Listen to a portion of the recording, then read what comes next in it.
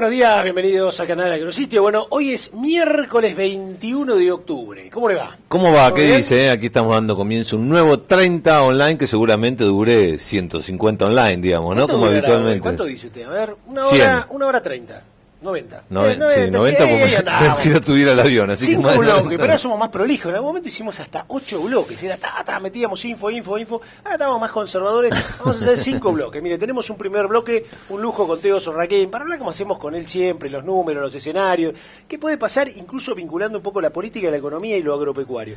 Camilo Tiscornia. Sí, con Camilo Tiscornia también, ¿no? La idea es ver un poco la macro, digamos, enfocada ya no solo como el sector agropecuario, sino la macro en sí, porque en definitiva, digo, yo me imagino que más allá de lo que pase este domingo, si nos está viendo en vivo, o lo que pase en una segunda vuelta, digo, cambios tienen que venir.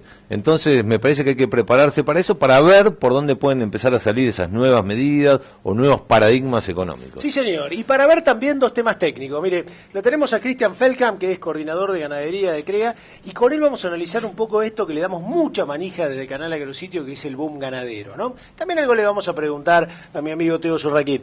Y con Andrés Cockburn también, y lo llamé especialmente porque es un gran amigo y con él quiero dilucidar algo existencial, que es la inversión en tecnología en la soja. Claro. Y los inoculantes, los protectores de semilla, los bioestimuladores, todo el tema de la protección y el curado de la semilla van a ser clave en lo que viene hacia adelante. Así que bueno, como para contarle un poquito de esa tecnología. Y después obviamente vamos a tener la encuesta, ¿no? La encuesta en definitiva termina mostrando, claro, lo que piensan los televidentes. Si vamos o no vamos a segunda vuelta. Exactamente. ¿Habrá balotaje o no?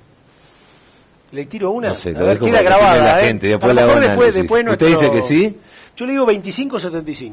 Yo le digo que hasta el martes, ojalá el próximo 30 online del miércoles lo sepamos, porque va a estar tan fina las cosas que va a haber que esperar los escrutinios y demás. Bien.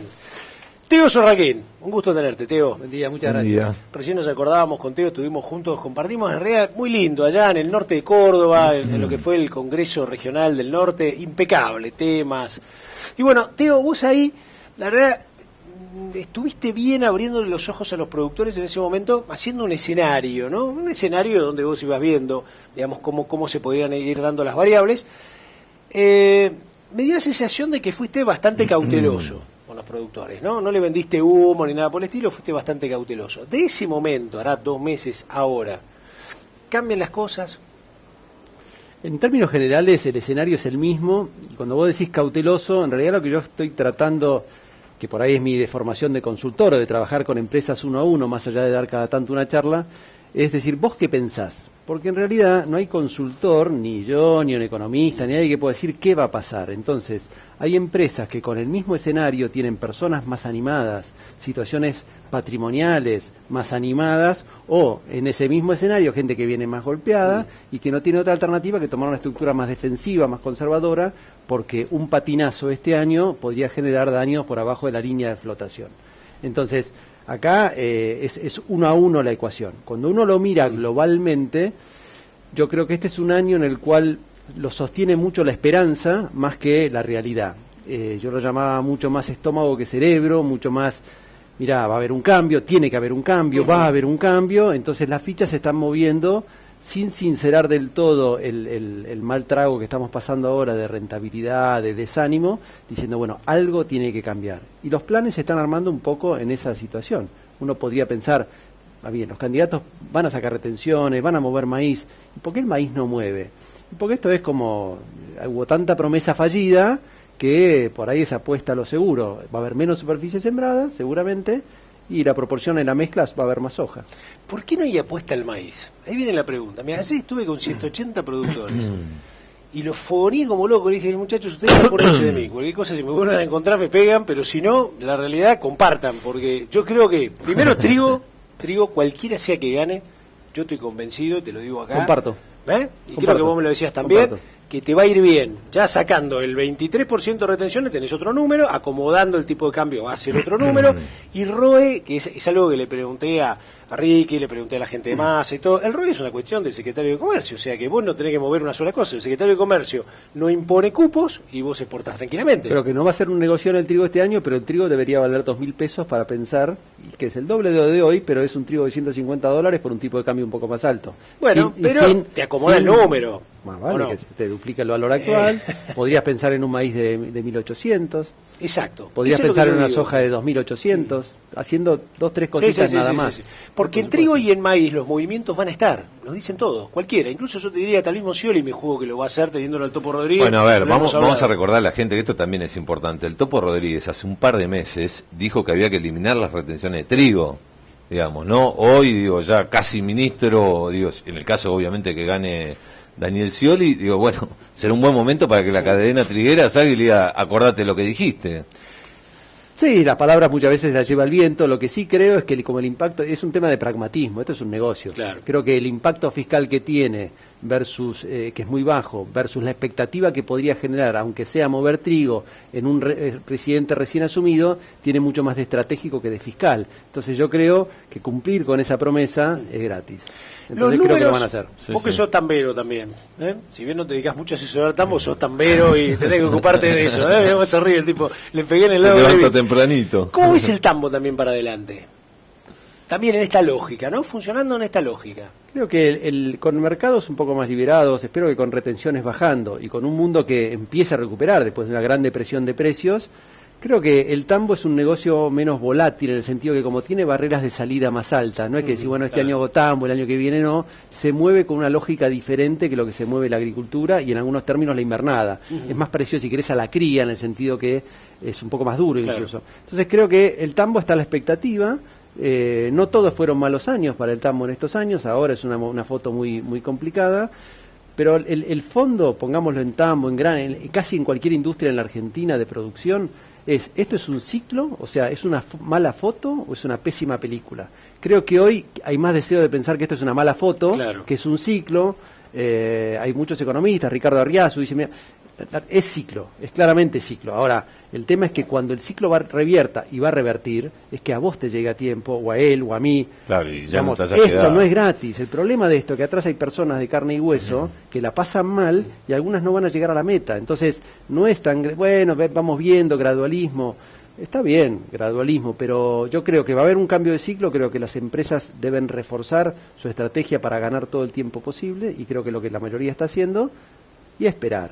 Si no hay cambios, bueno, las consecuencias van a ser otras, ¿no? Sí, yo pensaba en el tambo, ¿no? En realidad, en la Argentina cada vez hay más leche y hay menos productores. En realidad lo que hay es un proceso, digamos, de concentración que se viene dando. Hay más leche por tambo, la leche es más o menos la misma, ya, con respecto al 99, sí, millón más, millón menos, pero en términos generales hay un estancamiento, ¿no?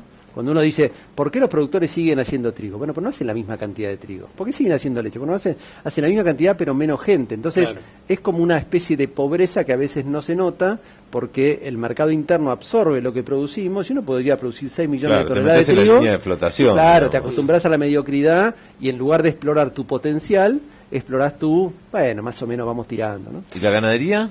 ¿Cómo la ves? Bueno, crías versus invernada, digamos, hoy es, ¿no? Claramente hoy la cría está premiando mucho más que al invernador, la relación de compra-venta. A mí me sorprende todavía lo que vale un vientre, lo que han movido los remates de cabañas, lo que vale un ternero, que vale 28 pesos, un ternero más o menos razonable, el kilo. Y entonces hay una ecuación ahí que para mí no es sustentable. O la relación mejora por la suba del gordo o termina mejorando por la baja del ternero. Entonces creo, y sobre todo si se le quitan retenciones al maíz y vamos a tener un maíz de 130, 140 dólares, que puede ser un maíz de 1.800 pesos, esa ecuación se complica. Entonces yo diría, hoy la demanda que hoy hay por vientres, si querés desde el punto de vista de los fundamentals, es injustificada. Pero el mercado no tiene por qué hacerme caso. Digo, está comprando vientres a $1.000. Bueno, está esperando alguna movida. Yo creo que si el próximo gobierno vuelve al nivel de exportaciones de 800.000 o 1 millón de toneladas, o sea, libera un poco, creo que la ganadería sigue siendo claramente, y hay mucha vocación todavía, un negocio con una buena expectativa. Ya, digamos, no hablemos de éxitos, pero una buena expectativa. Vos hablabas de empresarios, ¿no? ¿Y cómo los segmentarías hoy, ¿no? Esos empresarios, de repente, como vos decías, a lo mejor entre los tuyos o otras personas que conocés, ¿no? El tipo que de repente está bien y se arriesga, el tipo que no está tan bien pero igualmente piensa en arriesgarse, el tipo que está tan mal y no sabe cómo hacer para arriesgarse, por hacer algún tipo de matriz. ¿Cómo los ves a ellos encarando lo que viene hacia adelante, las expectativas, ¿no? Yo siempre lo menciono con mis clientes o en las conferencias, con la gente que participa, una mezcla de, bueno, ¿sos más optimista o más pesimista? Con vos hicimos ese juego en ese momento, y uno ve una cierta evolución hacia el optimismo, si querés, al deseo de optimismo, porque antes uno preguntaba para la campaña 15-16, ¿cómo la ves? Y diría que un 30-40% era medianamente optimista y el resto era medianamente pesimista. Hoy eso se invirtió la ecuación, hay más optimismo, si no, algo va a cambiar, estamos más cerca, estamos llegando. Ahora, cuando uno alarga ese escenario y dice, ¿cómo la ves en tu negocio agroalimentario para el 2018? 80-90% es medianamente optimista. O sea, los fundamentals del deseo de producir, del deseo de seguir estando, no están. Entonces, eso para mí es una señal muy clara de que si se acomoda algo la competitividad que viene de afuera, lo que no hay que descuidar es la competitividad que viene de adentro. O sea, claro, no debo esperar que una devaluación corrija mi falta de competitividad. Va a la par, o sea, no nos confiemos que esto no va a ser el 2001-2002 que corrigió de un plumazo. Me parece que hay que trabajar mucho internamente. Pero el deseo, mi percepción, es que hay mucha gente que está cansada de la coyuntura, pero no cansada de su negocio o de su empresa. Te voy a hacer y te hago la última, ¿no? Una que creo que te hice estando ahí en el panel con vos en el Congreso, que era, suponiendo que todas las variables se den como se tienen que dar, que el tipo de cambio se acomode, no sé si a 12, 13, 14, 15, que se acomode, ¿no? Pero también que se acomoden, que se empiecen a acomodar otras variables, ¿no? Que empieces a ver que se construyen autopistas, ferrocarriles, que empezás a ver que hay clima de inversión, que tenés embajadores vendiendo cosas. El famoso macro. Claro, viste que vos ves que hay un plan serio ordenado para desarrollar el país. Sí. Lo que vos te imaginás hacia adelante en la cadena agroalimentaria o en los negocios, ¿no? ¿Te lo imaginás como un gap totalmente distinto a lo que fue el crecimiento, ponele 2002-2011? Viste que en el 2002-2011, nosotros que nos recibimos por ahí por los 80, 90, hubo un gap impresionante ahí. Yo creo que ahí hubo una revolución tecnológica y cosas. ¿Vos te imaginás algo similar en eso? Yo me imagino una pendiente menos pronunciada en cuanto al boom, menos burbuja en algunos planos, que por ahí hubo algo de eso.